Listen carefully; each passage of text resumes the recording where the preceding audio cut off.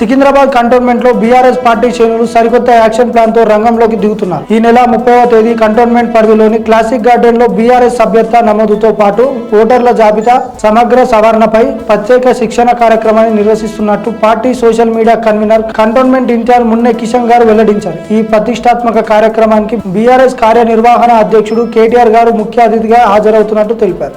మరి ఏదైతే పూజ్యులు గౌరవనీయులు బీఆర్ఎస్ అధ్యక్షులు కేసీఆర్ గారు ఒక బాధ్యతగా సభ్యత్వ నమోదు చేపట్టాలని ఏదైతే ఆదేశించిందో దాంట్లో భాగంగా ఒక ఎక్సర్సైజ్ ప్రతి వార్డులో బూత్ స్థాయి వరకు కూడా బీఆర్ఎస్ పార్టీని మళ్ళీ ఒకసారి రీయాక్టివేట్ చేస్తూ పటిష్టంగా ఆల్రెడీ ఉన్నది. కానీ ఏ విధంగా అయితే మరి గత 2.5 సంవత్సరాల నుంచి కాంగ్రెస్ ప్రభుత్వం కానివ్వండి, ప్రత్యేకంగా ఇక్కడ బీజేపీ కూడా ఉన్నది. బీజేపీ రాజకీయంగా లేదు, కానీ ఏంటంటే ఎలాంటి ఎన్నికలు పెట్టకుండా ఇక్కడ వాళ్ళు పదవి తెచ్చుకొని ఇక్కడ ఉంటున్నారు. కాబట్టి వాళ్ళు ఇరువురు చేస్తున్న రాజకీయాల్లో ఖచ్చితంగా ఇక్కడ ఎలాగైతే ఇప్పుడు సభ్యత్వ నమోదని తీసుకొని వచ్చినో దాంట్లో మళ్ళీ కింది స్థాయి వరకు కూడా బలోపేతం చేయడానికి అందరం కూడా ఏకమై ఇవాళ ఈ మీడియా సమావేశం ప్రత్యేకంగా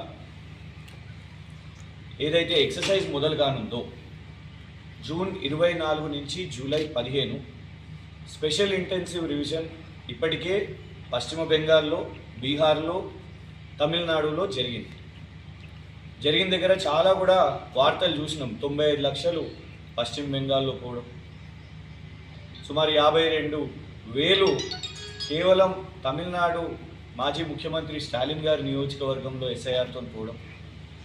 మరి అట్లాంటప్పుడు ఇక్కడ ఎస్ఐఆర్ చేపడుతున్నప్పుడు ఖచ్చితంగా బూత్ స్థాయిలో బలంగా ఉన్న బీఆర్ఎస్ పార్టీ ఎక్కడ డూప్లికేట్ ఓట్లు ఉన్నాయో, ఎక్కడ ఓట్లు ఎన్రోల్ చేయాలో, ఎక్కడ సామాన్యులకు వాళ్ళ ఓటు తొలగించకుండా వాళ్ళకు అన్యాయం జరగొద్దో ఈ అంత ప్రక్రియలో యాక్టివ్గా ఉండాలని, మరీ ముఖ్యంగా కంటోన్మెంట్ విషయం మీద, ఎందుకంటే కంటోన్మెంట్ బోర్డులో ఇప్పటికే 38,000 ఓట్లు తొలగించారు.